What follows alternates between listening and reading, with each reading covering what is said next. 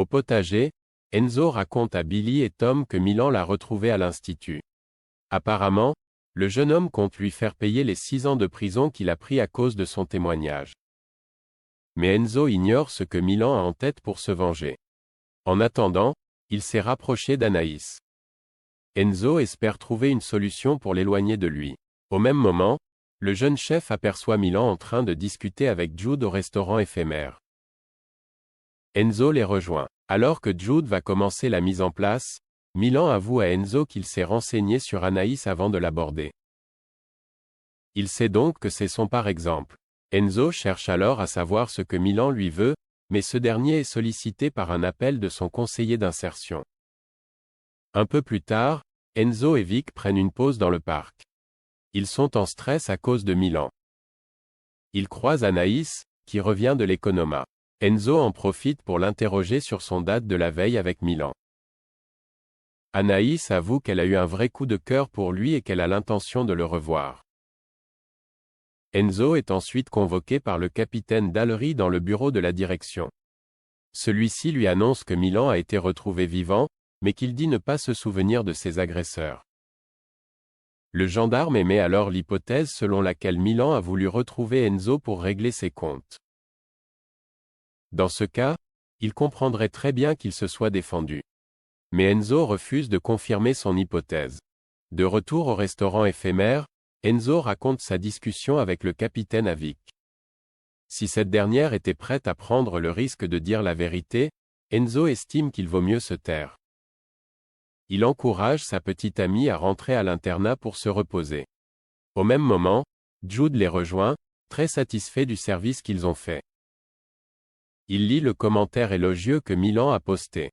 Ce dernier déclare avoir envie d'y revenir régulièrement. En cuisine, Milan passe voir Anaïs qui travaille sur un nouveau dessert pour son menu de la rentrée. Elle lui fait goûter. Milan le trouve bon, mais souligne un problème de consistance avec la gelée. Il suggère à la jeune femme de mettre de la confiture à la place. Anaïs est impressionnée par son intuition. Alors qu'elle va chercher ses sablés dans le four, Milan lui fait croire qu'un de ses amis qui devait l'héberger vient de le laisser tomber. Anaïs lui propose naturellement de venir s'installer à la colloque des Marais. Sur place, Enzo tombe des nues en découvrant la situation. Enzo envoie un message à Vic, qui lui avait proposé de la rejoindre à l'internat, pour lui expliquer qu'il ne veut pas laisser Anaïs seule avec Milan. Ce dernier profite d'ailleurs de l'absence de la jeune femme pour retrouver Enzo sur la terrasse. Il déclare qu'il lui en veut pour la tôle et qu'il compte sur lui pour faire tout ce qu'il veut. En l'occurrence, trouver un job car son conseiller d'insertion lui met la pression. Milan exige d'être embauché au restaurant éphémère. Sinon, il dénoncera Vic à la police. À l'amphithéâtre, Solal s'inquiète en voyant Gary en train de cuisiner.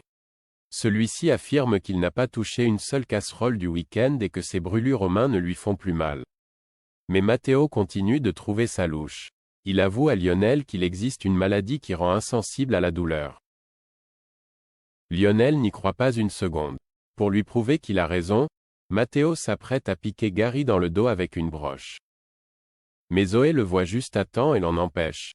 Pendant la pause, Gary finit par avouer à Matteo et Lionel qu'il souffre d'une anomalie génétique le rendant insensible à la douleur. Zoé souligne la dangerosité de cette maladie. Sans sensation de douleur, Gary risque de ne pas se soigner correctement. Lionel s'étonne de ne pas l'avoir su plus tôt. Gary demande ensuite à ses camarades de garder ce secret pour eux. Un peu plus tard, Zoé retient son frère d'aller en parler à Myriel. Lionel déclare qu'il en va de sa responsabilité en tant qu'encadrant du stage d'été. Il trouve d'ailleurs très risqué que Gary tente le concours et passe potentiellement 3 ans dans une école de cuisine. Zoé rétorque que la maladie de son meilleur ami l'oblige déjà à passer sa vie en danger. Elle promet à son frère de garder un œil sur lui. Lionel accepte donc de ne rien dire à Myriel sauf en cas d'accident. Zoé rejoint Gary pour le rassurer, son secret est bien gardé. Néanmoins, elle lui propose de l'aider à vérifier sa température 2 à 3 fois par jour comme il est censé le faire pour s'assurer qu'il va bien. Elle met en place un code secret pour pouvoir le faire discrètement. Dans le parc, Carla et Bérénice aperçoivent Cléo et Suleiman se balader tous les deux. Carla se plaint que son pote la ghoste depuis qu'il est en couple. Bérénice rétorque qu'elle n'a pas à s'en faire car elle donne maximum un mois à leur relation. Amusée, Carla propose à sa petite amie de dresser la liste des couples qui ont le plus de chances de se séparer.